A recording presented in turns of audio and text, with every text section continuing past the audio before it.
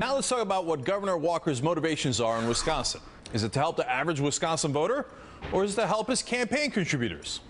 Gee, I wonder. So first, Sarah Palin jumped in, pretending to be on the side of the average working person in Wisconsin, while actually, of course, being completely on the opposite side. This is what she wrote on Facebook. Quote, "Union brothers and sisters, this is the wrong fight at the wrong time." Brothers and sisters who? What? Your brothers and sisters? How are they your brothers and sisters? Please spare me. So then she also wrote, quote, "Real solidarity means everyone being willing to sacrifice and carry our share of the burden." Really? What share of the burden are the rich bearing? Are they taking a hit here? All I saw was cuts for the working guys and the average guys in Wisconsin. You know what the businesses in Wisconsin are going to get? A $67 million tax cut over the next 2 years. We're sharing the burden. Now, speaking of not sharing the burden and making sure the rich always benefit from Republican proposals, here comes the Koch brothers. Koch Industries was Scott Walker's fourth largest donor during his 2010 campaign. They donated $43,000 to his election effort. Gee, I wonder what they want. And now Governor Walker is running with the union-busting budget bill, which was pushed by the Koch-funded American Legislative Exchange Council.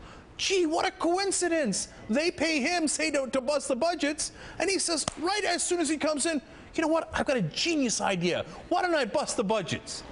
But the Koch brothers, I'm sure, care about the average worker, right? Well, it turns out in 2009, Koch Industries slashed jobs at plants across the country, including cutting 25% of the workforce in Green Bay, Wisconsin. Now, meanwhile, the Koch brothers' joint net worth increased by $11 billion in the same year. Oh, we just had to cut all those workers, because otherwise we would have only made $10,990 million, and we couldn't have that. The workers had to be slashed. Now, what was that about shared sacrifice, Sarah? Did the Koch brothers share any sacrifice? Now, of course, another Koch-funded group, Americans for Prosperity, has joined the Wisconsin budget battle. Would you believe it? They're backing the governor's union-busting agenda. Who could have figured? They've started the website standwithwalker.com. Gee, I wonder how all this is connected. Now, for more, let me bring in Lee Fong. He broke the story for thinkprogress.org. He joins me now. Lee, talk to me about the Koch brothers. Is this them trying to get payback for all the money that they invested in Walker and other politicians? Well, sure. You know, the Koch brothers and Governor Walker share the same kind of perverse supply-side ideology where you basically soak the middle class and the poor to reward the rich. As you mentioned, Koch Industries has been slashing jobs, thousands of them, all over the country, including in Wisconsin. At the same time, they've basically given themselves, the two top executives, Charles and David, an extra $11 billion just in the last 2 years. That's pretty similar to Governor Walker, who's basically given a huge tax cut to businesses in Wisconsin, while at the same time only asking nurses and teachers to sacrifice. All right, now that the protests have begun, how are the Koch brothers involved in the counter-protests in Madison? Well, as you mentioned, they started this website, Stand with Walker, basically, you know, not only saying that we should end collective bargaining rights for public employees, but also private employees, and that this really radical drive by Governor Walker should be expanded across the country. And, you know, in the past 2 years, they have a group called Fight Back Wisconsin and Americans for Prosperity.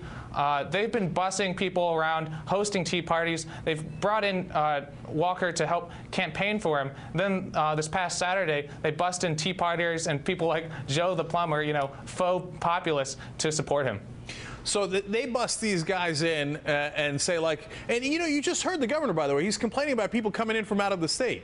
Are the Koch brothers local to Wisconsin? Is Joe the plumber local to Wisconsin? Are any of the people they bust in local to Wisconsin?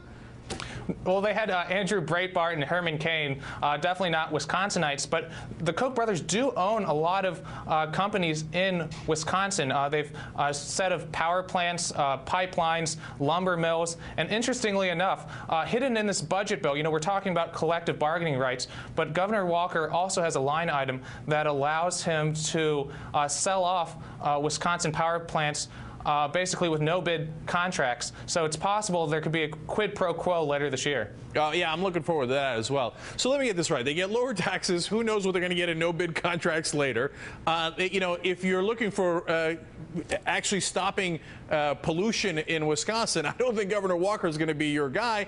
But is the ultimate goal here not just Wisconsin, but throughout the country to go after not just public unions, but private unions so the Koch brothers will pay less to their workers throughout the country?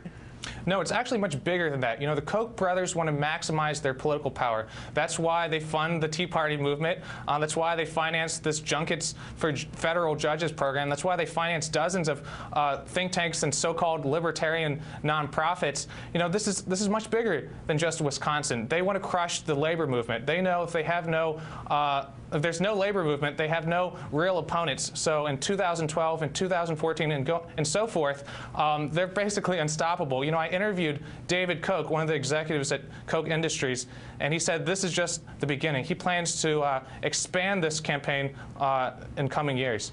Yeah, that sounds lovely. And I actually saw that interview, and then he said at some point, like, the average guy like me. That's right. The average billionaire like you? Come on, who are you kidding? Apparently the whole state of Wisconsin. All right, Lee Fong, thanks for your time tonight. We really appreciate it. Good report on that. Thanks for having me.